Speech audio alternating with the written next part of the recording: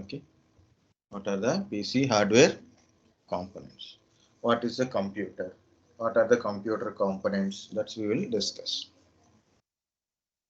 The first one is, I started recording, right? Whenever you see a computer, right, it's a traditional block diagram. Okay, it's a traditional block diagram, means the starting time of computer, that's we will tell explanation of this block diagram, what it is. So in the middle it is a CPU and input and output. We give input from input devices to a CPU. CPU process it. CPU process it. 1 second.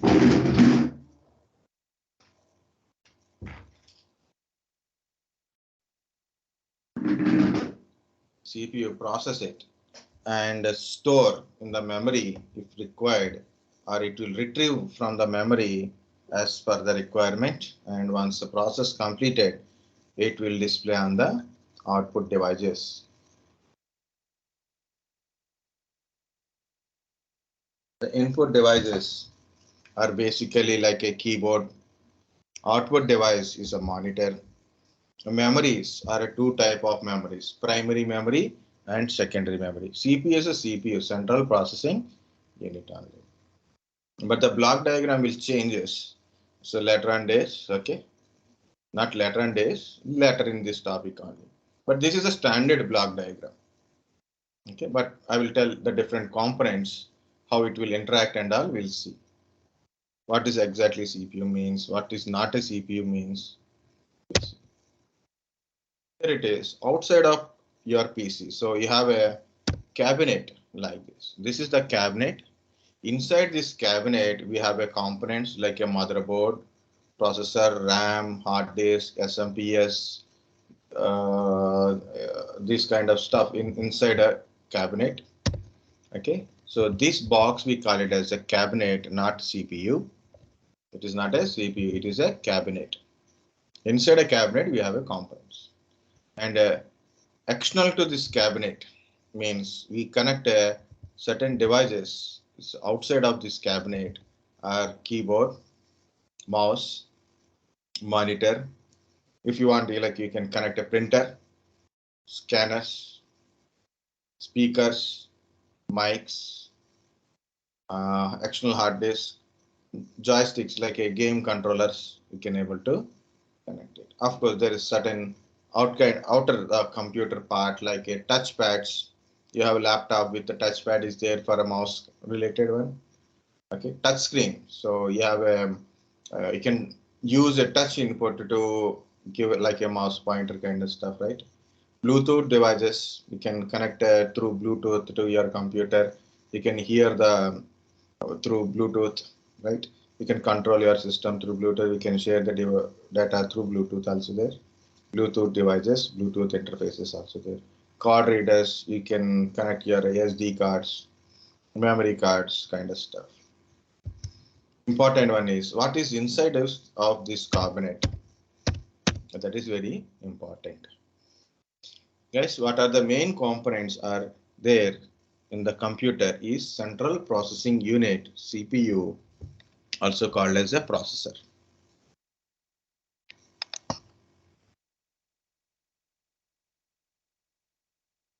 Okay. Next one is RAM, random access memory, ROM, read-only memory. Okay. So your some people call ROM as BIOS, EPROM and all. We'll see that one. Next one is your motherboard. Okay. Hard disk, SSDs, CD drives, DVD drives, SMPS, switch mode power supplies, floppy disk. Currently, we are not using floppy disk. We stopped using floppy disk so many years back only. And the cabinet is the outer layer of your main computer components. It's not an outer layer exactly. Say cabinet is a box which contains computer main components. Okay, so internal components, and which is also we can connect the additional components means external components to through the cabinet also. Okay. So first one is CPU, guys. Already I told. Lot of people think CPU means this box. No, it is a cabinet or a chassis. CPU is look like this, a small chip. It is a brain of the computer. It is a semiconductor device means of course all computer components are semiconductor devices only. Okay, without a semiconductor we can't build anyway. So that is the difference. This CPU is nothing but a central processing unit. It is a something nothing but a chip, arithmetic and logical functions done by CPU. When you see a CPU, yeah, okay, when you see a CPU speed is there. Speed of clock speed of the CPU.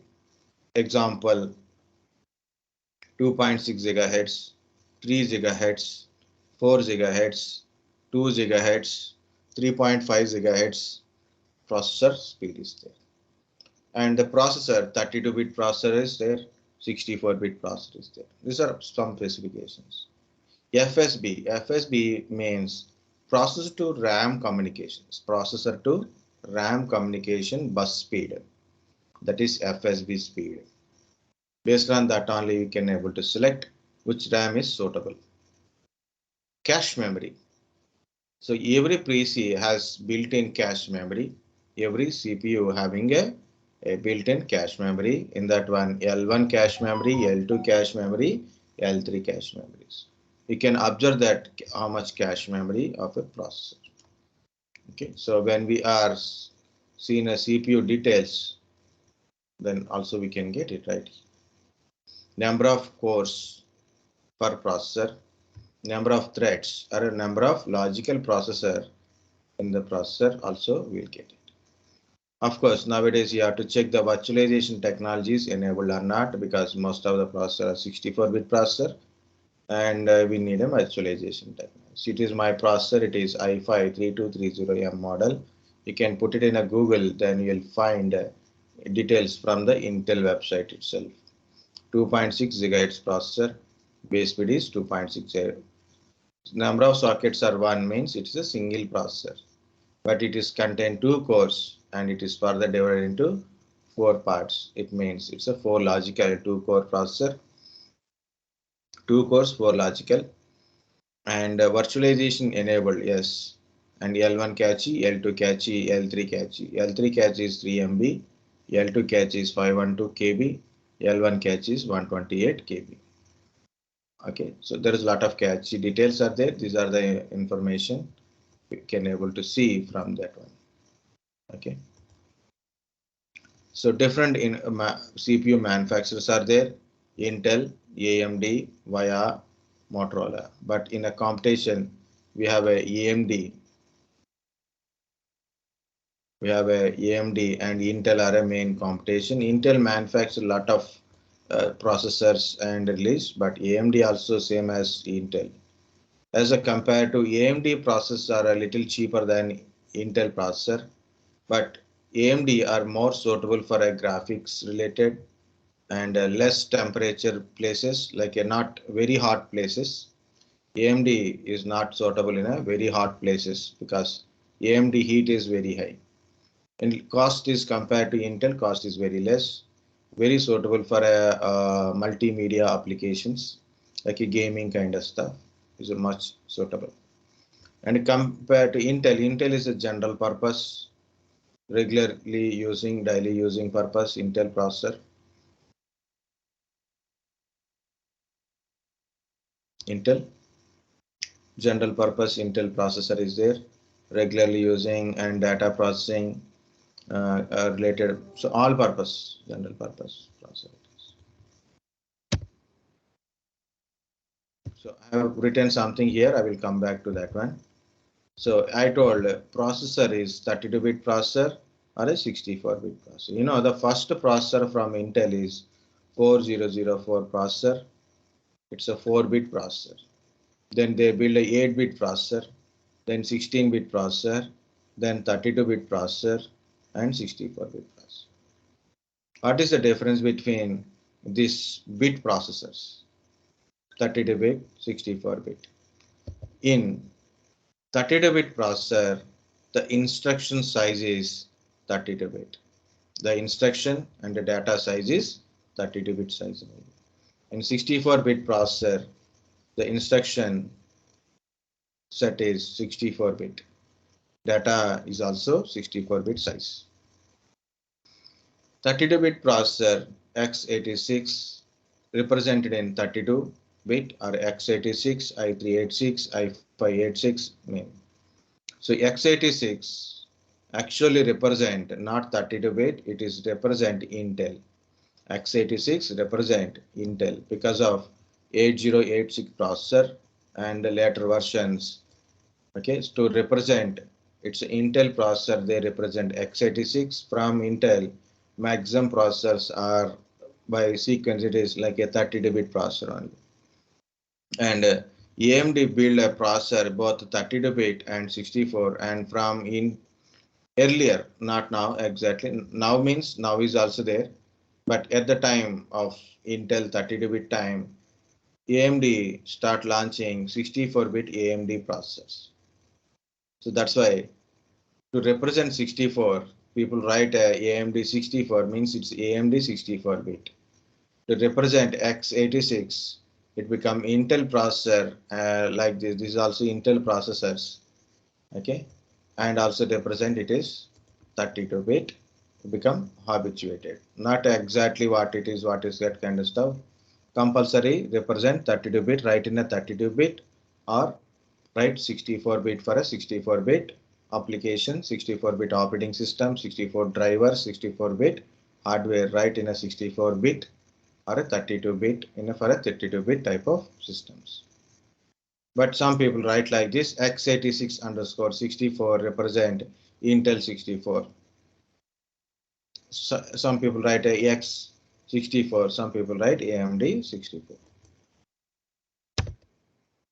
Here it is compulsory, there is a compatibilities are required. 32-bit processor compulsory, their drivers and operating system and application 32-bit. Okay, in application there is a change is there. You can use a lower bit, not a higher bit. Like a on 32-bit system, you can run 32-bit application and 16-bit application, not 64-bit application. Same as 64-bit system, 64-bit processor, 64-bit operating system. The device drivers also 64-bit compulsory.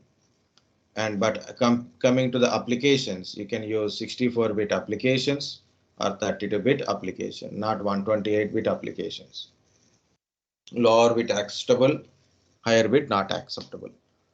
Okay, 64-bit processor having certain features. There is a possibility of features are there. One is like a UEFI support is there in the new 64-bit versions, UEFI support. Okay, which provides a secure boot. Device enforce it is device driver digital signature compulsory. Okay, multi-core processing means nowadays we are getting 2-core processor, 4-core processor, octa-core processor kind of stuff. Multi-core processing is made more easier. It will run a complex instructions compared to 32-bit. 64-bit instruction length is bigger. It means we can run complex instructions. And also by in the processor we got a virtualization technology built in processor is also possible.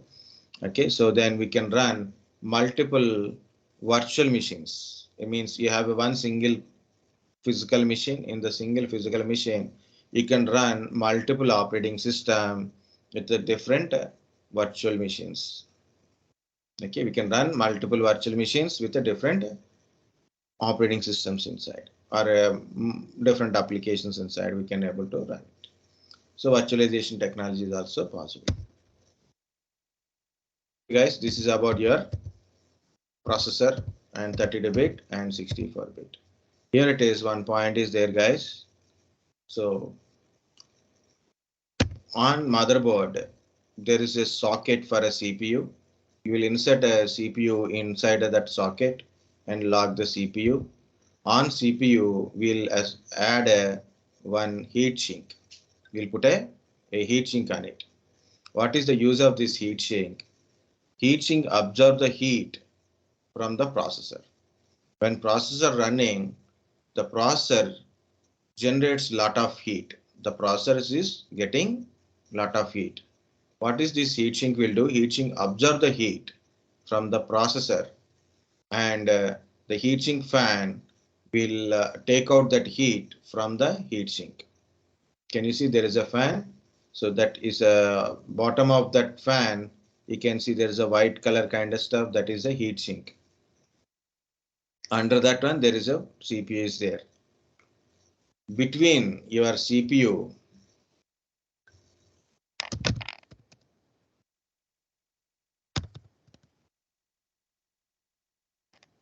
between your CPU and heatsink, there is a heatsink paste. This is the paste. Okay, so the people apply the paste on this heatsink and they make a sit this heatsink on it. Okay,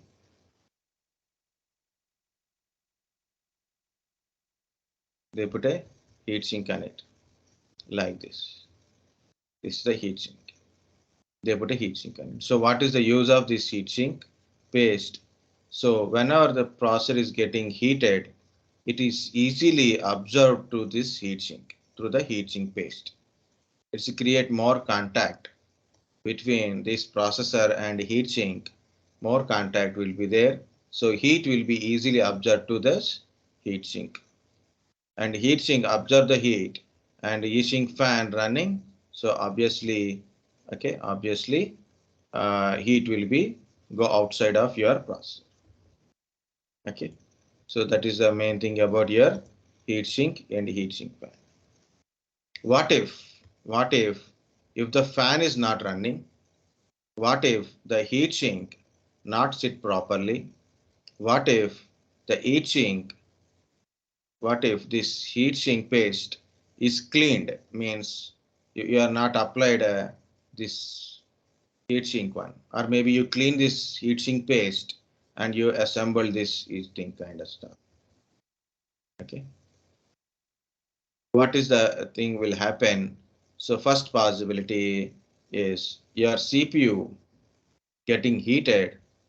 Now it is unable to getting maintain the temperature. The temperature goes high, right? So like this, it's getting heated. It should be maintain a particular temperature. So this heatsink paste, heatsink fan will maintain the temperature of CPU constantly. For example, heatsink paste is not there, or heatsink is not sitting properly, or fan is not running properly. What happened? Temperature goes high. What happened? This CPU will be damaged. The CPU will be damaged. So what system will do? First of all, system will monitor the temperature of the processor. It observe the temperature of processor. If it is going up, it is going up, it is limit is crossed, it is going up, immediately it cut the power to the PC. It restart the PC immediately. First of all, it cut down the PC. PC power will be cut. Then automatically the processor heat will be down and it will start the PC again. It's okay. So what it will happen here it is. So somewhere I've written. Okay. System restart itself again and again. So because when it is running, heat is going like this. It is not maintaining straight. Okay, it's not maintaining right. Like it is heat is going up. To protect your CPU from damage, what system is doing? It restart the PC. So it is a one of the thing, guys, troubleshooting also. You start a PC, PC started, and of course you are getting monitor and all screen is came, and now again it is restarted without showing any error on the screen, not a blue screen of death. Okay, blue screen of death also same thing, but it is no blue screen error, no black screen error, nothing. System is okay, good, it is showing. and it is restarted without showing any error. It is showing it is directly restarted. So what happened? Your CPU is getting overheated. Please check the heat sink. Check the heat sink paste, heat sink fan. These three things you have to check it. Next, properly sitting or not. Heatsink is properly sitting on the processor or not. Properly, heatsink is sitting properly on the processor or not. Heatsink paste is applied properly or not. Otherwise, clean it. Okay, you can see it is, see, like this. You have to apply properly. Okay, if not, then clean it and apply it again properly. Okay, and assemble the fan, and heatsink is running or not. Another one is, so it is applying. Another one is, uh, what you will do, better, the dusting. Okay, because of dust between processor and heatsink, or maybe heatsink having this kind of things. Can you see there's a heatsink? If you see a heatsink, so I will remove the paste and I will show you the heatsink. So heatsink having these kind of lines, can you see? So aluminum alloy lines. So in between these thing, okay, there is a gaps. Okay, these gaps are there. Sometimes they fill with a dust. They fill with a dust. Different type of heatsinks also there, guys, but this fill with the dust. So the dust causes heat cannot be absorbed, and this heatsink cannot be cooled. Even if you are starting your computer of 5 minutes of use or 10 minutes of use, your system is without giving any warning, it restarts because CPU is getting overheated. To prevent the CPU damage from overheating, system restart itself. So it is a possible that your this thing got a completely dust. So clean it with a bristles kind of stuff. This is your laptop heatsink facility. So can you see this part is a heat observation part. It observes the heat from processor and passes this copper rod, and this copper rod will be getting cooled from this heatsink and the fan assembly. Same as like this. So this the two rods are there. This is CPU. This is for a north bridge. So this is the copper rod. So once it absorbs the heat and passes the heat to this fan assembly. That's why, guys, if you are using a laptop, the laptop heatsink sites.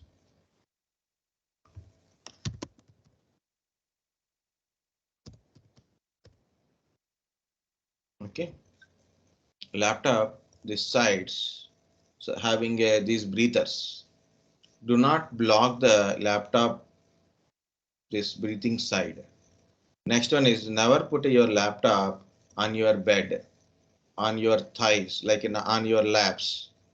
Laptop means you can put a computer on the laps, but never put in a laps because your lap having a cloths. The cloth block the vents and laptop will be damaged. Of course, some people will tell you if you put a laptop on your lap, so it is generate lot of heat. It damages your organs. No, I don't mind about it. You die, no problem. I don't mind it. But laptop will damage. Okay. So do not block these vents. No need of refrigeration or a bed cooling system.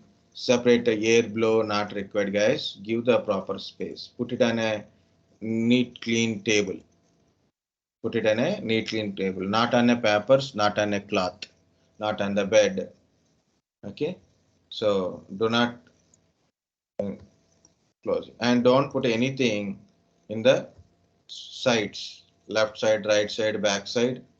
Okay, so do not put anything. Gives proper ventilation for your laptop to maintain a heat. So our India is a mainly mostly heated area, and whether it is heat or cool, important is The air ventilation is very important to getting cool of this kind of assemblies. Okay, guys. So this is about your CPU and CPU maintenance. Understand anything? Yes, sir. Hmm. What is that sound?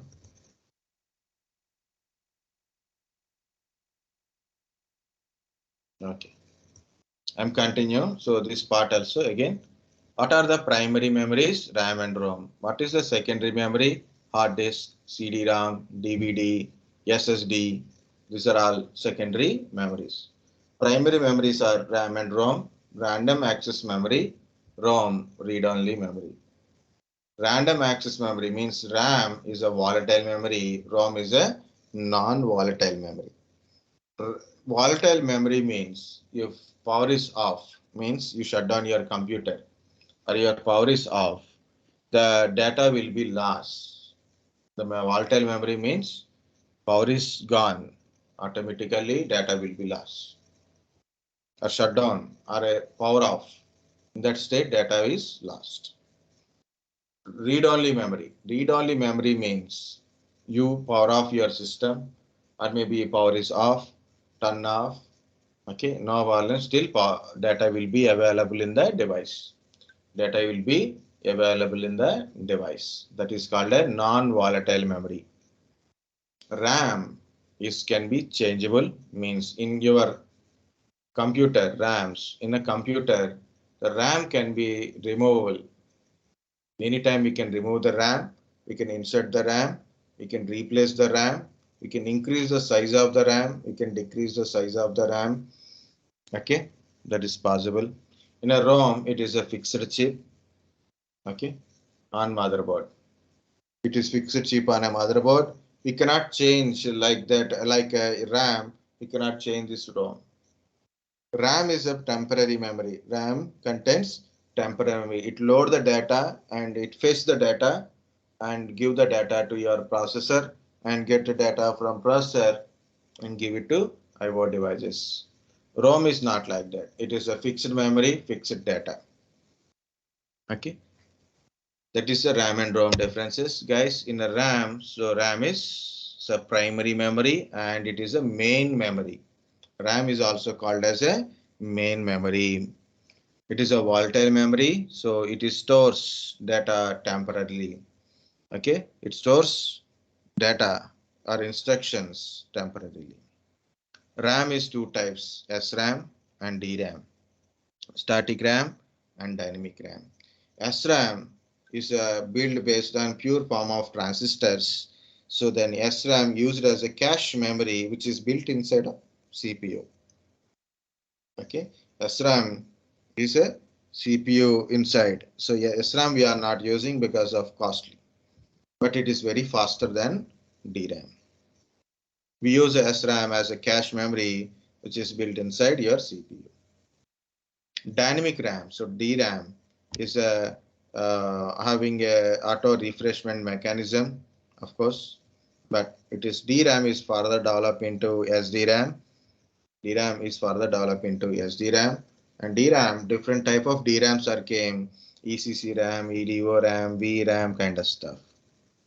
Again, DRAM further developed into SDRAM, synchronous dynamic RAM, and this synchronous dynamic RAM again further develop into DDR SDRAM. DDR SDRAM. Double data rate, synchronous dynamic RAM. And this RAM further develop into DDR2, DDR3, DDR4, and DDR5. DDR5 is the very latest RAM from the DRAM DDR models. In DDR models, DDR5 is the latest for a processor supporting 12th generation of Intel processor i3, i5, i7. Okay, DDR5 support is there.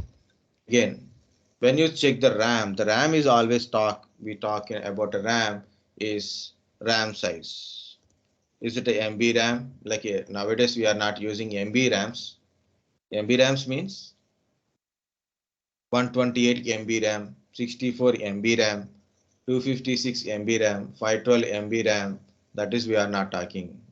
Earlier that is very great RAMs. Now it is minimum 4 GB starting RAM, 4 GB, 8 GB, 12 GB, 16 GB, 32 GB, 64 GB, 128 GB. That is a different RAM capacities. So my RAM is 12 GB. How it is 12 GB, guys? There is no direct 12 GB is there. I add a 4 plus 8. Already this laptop came with the 4 GB. I added 8 GB. Then it is 4 plus 8 GB RAM. And it is a DDR3 RAM I am using. And my speed of the RAM is 1600 megahertz. And availability RAM is 4.8 GB at present.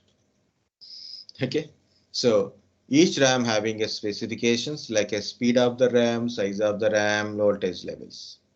You want to replace the RAM, or you want to upgrade the RAM, or you want to exchange the RAM, means you want to replace old RAM with a new RAM, or maybe you want to upgrade RAM, means you are adding a new RAM to it. Okay, so compulsory you have to check the your motherboard and CPU compatibility with the your RAMs, and also cross verify with your old RAMs. Already existing RAM or old RAMs, go through the cross verification.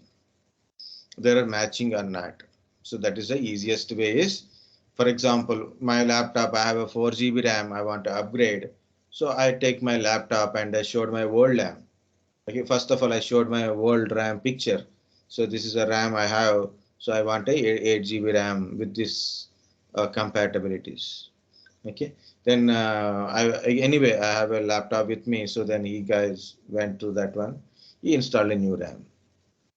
Okay, that is the point here.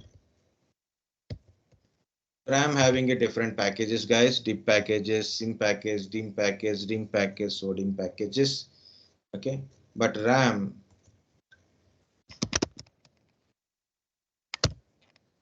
RAMs are like a normally desktop based RAMs and laptop based RAMs are there. Laptop RAMs are look like this one, and desktop RAMs are look like differently. So this is desktop RAMs. DIM packages. It is a straight like a horizontal kind of stuff. Okay, it is a little lengthy type. So it's look like lengthy. It is desktop RAMs. Laptop RAMs are look like a shorter like this. It's look like a smaller. Okay, the package is also different. So desktop RAMs regular package is DIM RAM, dual inline memory modules we are using. For laptops, SODIM. For laptops, SODIM. RAM bus inline memory modules, I will show you that one also like this. RAM having a, what is it? A heat sink to protect RAM from overheating. So RAM having a heat sink.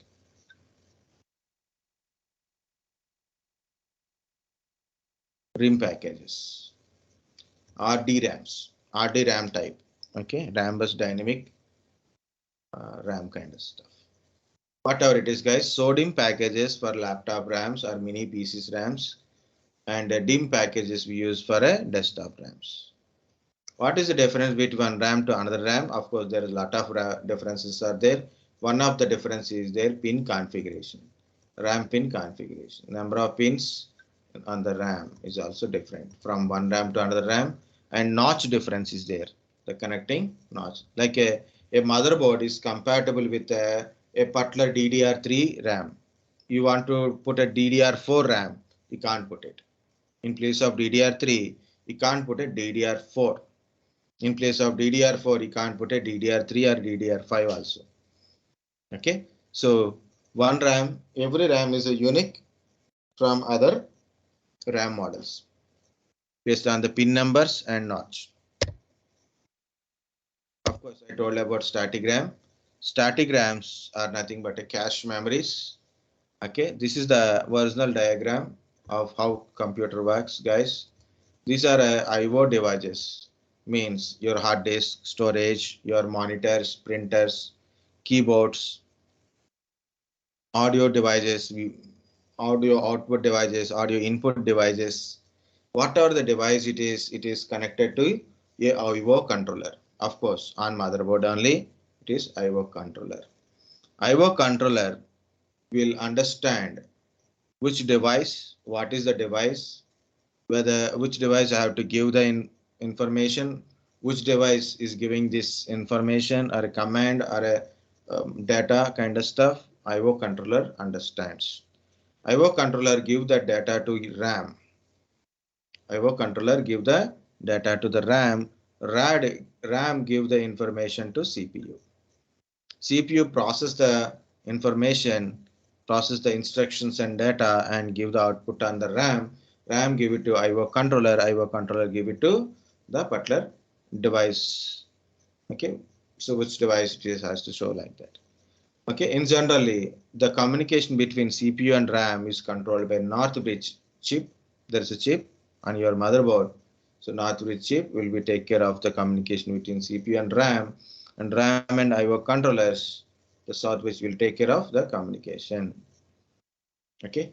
So what is this cache? So how it is load IO controller to RAM, RAM to cache, cache to CPU, CPU to cache, cache to RAM. Why cache is using here? It speed up the processor. It speed up the process.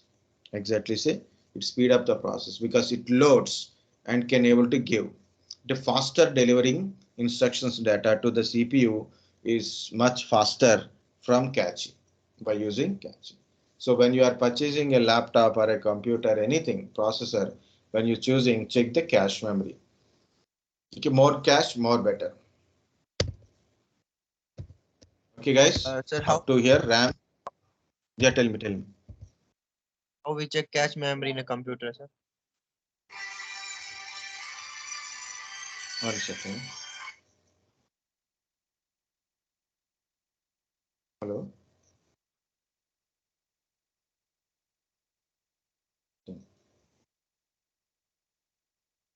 Sorry. Tell me how much cache memory?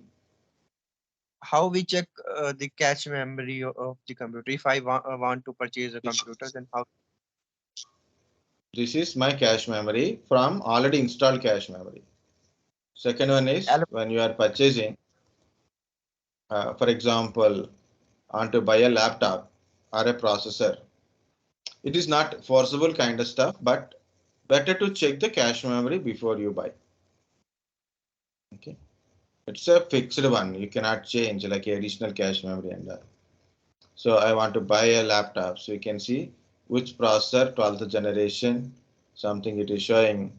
It is not showing which model. It is showing a 12th generation, but not telling exactly processor model. But it is telling here what is the processor model, how much cache memory. Okay, 12 MB cache memory and DDR4 3200 RAM capacity means RAM model it is, and it is coming with a 16 GB RAM, 512 GB SSD. Yeah, it is good laptop, i5 laptop that too. It's look like a good 60 GB, 60,000 you will get it, but no graphic cards, no graphic memory. Then how to play cricket? So 10 core processor. Okay. So like that you can find even if you open a processor details also, you'll find a cache. If you still have a doubt, so what is the use of this processor? Then very simple guys, go to this, copy this model. Model is important, not i5 fifth generation and all. The model number is very important. H model or U model, 12th generation, 15th generation like this. Okay. So there you can find the 12th generation i5, what type of code name it is, number of cores, perform cores, efficient cores, 12 threads, okay, frequency you are getting and how much smart cache you are getting, how much power utilization, how much RAM maximum capacity, how much RAM support. This is also important, right? You are having a processor, you are getting a system with a 16 GB RAM.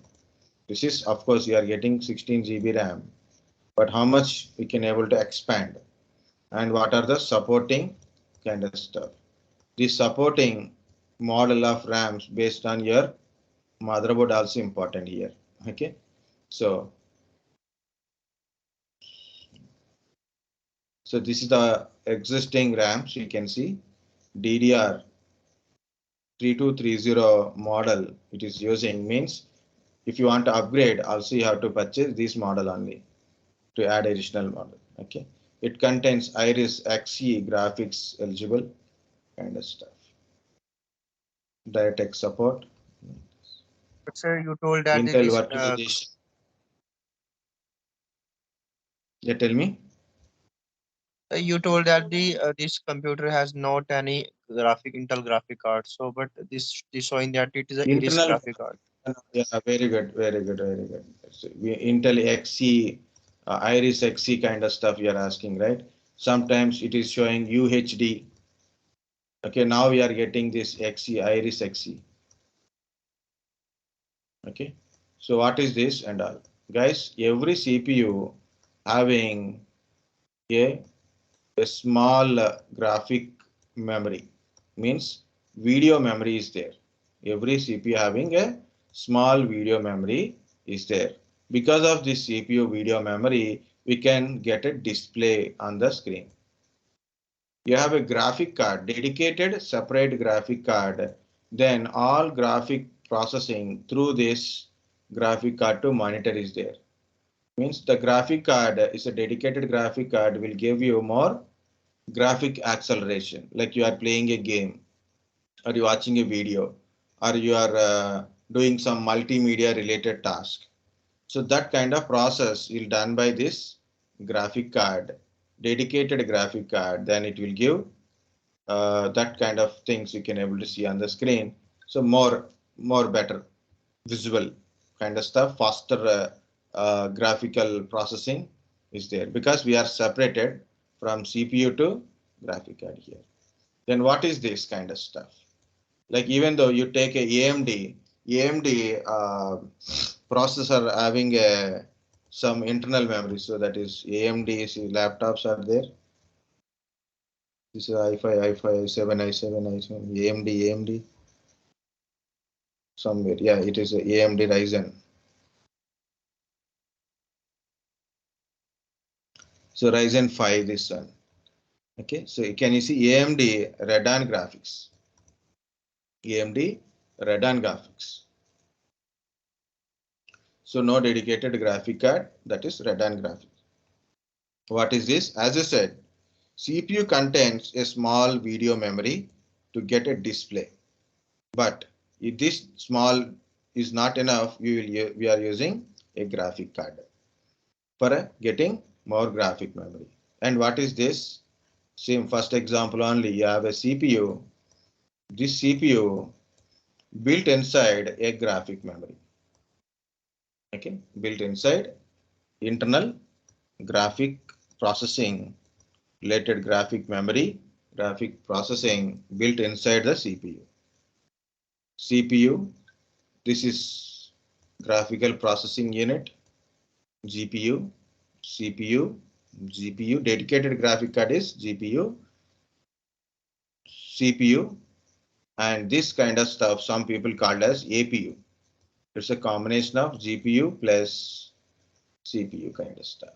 So this is small internal memory, model of internal graphic memory inside your CPU. I purchased one processor. That is i3 9100F model. This F models, no graphic memory, not even a small graphic memory also not there. Compulsory how to use graphic card. Not internal, like a specific internal graphics or a small graphic kind of stuff, small UHD graphics also not there.